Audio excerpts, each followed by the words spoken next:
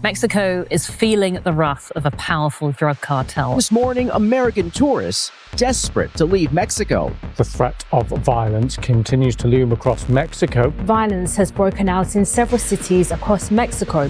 Spontaneous, it was not. An organized, strategic arson operation across at least 15 Mexican states. Lorries, cars, shops, businesses.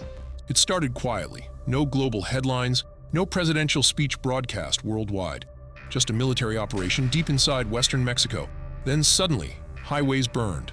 Cargo trucks blocked roads, cities froze, flights stopped, factories shut down, and across more than a dozen Mexican states, people heard the same thing. And leaving behind a trail of mass graves in Mexico, where all that's left are a stack of shoes next to an oven. Mexico isn't collapsing, but something fundamental just shifted, and the consequences could reshape the country, the U.S. border, global supply chains, and even the 2026 World Cup.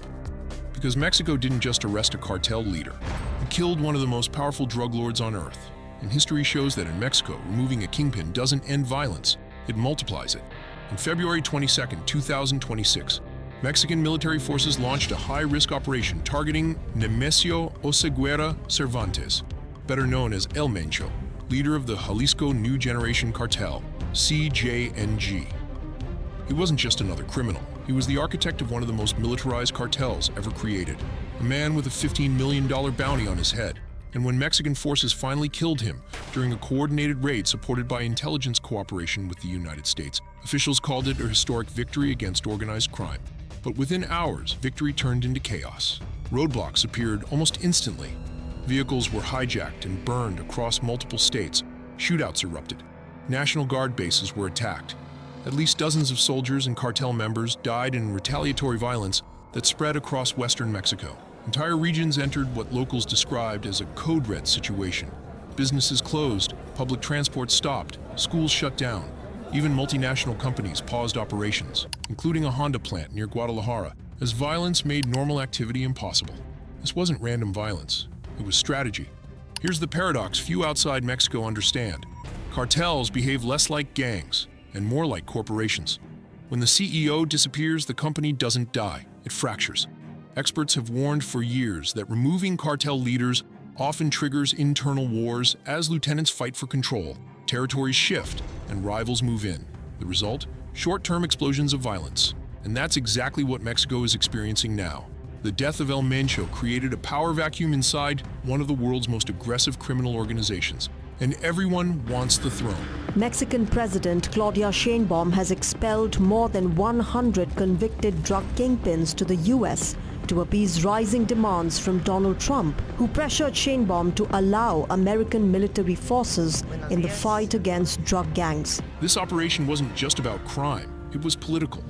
Mexico's president, Claudia Sheinbaum, inherited a security strategy from her predecessor focused more on social programs than aggressive military confrontation. But this raid signaled something different, a shift toward direct confrontation with cartels, the biggest gamble of her presidency so far. Why now? Because Mexico is under pressure from multiple directions at once.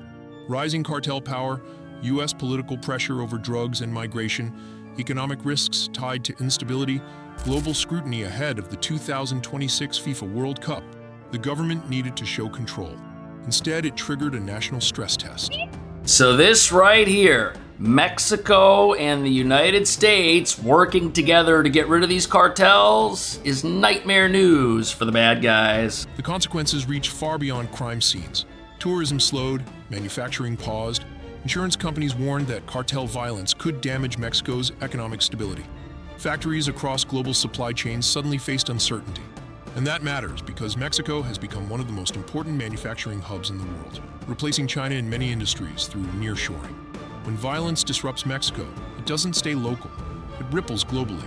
Mexico has faced cartel violence for nearly 2 decades. So why does this moment feel bigger? Because several forces are colliding at once. Cartels are no longer just drug traffickers.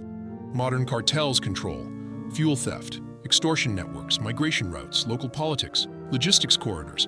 They operate like parallel governments. Research suggests criminal organizations employ hundreds of thousands of people, making them among the country's largest informal employers. Destroying one leader doesn't remove that system, it destabilizes it. The operation that killed El Mencho reportedly relied partly on U.S. intelligence cooperation, At the same time, a new U.S.-led counter-cartel task force launched in 2026 signals deeper cross-border security coordination. This blurs the line between domestic policing and international security operations, and it raises fears inside Mexico about sovereignty and escalation. Mexico will co-host the 2026 FIFA World Cup. That means millions of tourists, cameras, and global attention. After the violence, officials rushed to reassure visitors that there is no risk to the tournament. But the timing couldn't be worse, because cartels thrive on visibility, and instability before a global event increases political pressure dramatically. While headlines focus on gun battles, another story is unfolding in southern Mexico. Thousands of migrants are stuck in border cities like Tapachula, waiting indefinitely due to changing immigration policies and overwhelmed systems. Cartel instability often pushes migration higher for violence, displaces communities. Economic disruption destroys jobs, smuggling networks expand, meaning Mexico isn't just managing crime, it's managing human movement across continents. Here's the truth. Mexico has won battles like this before.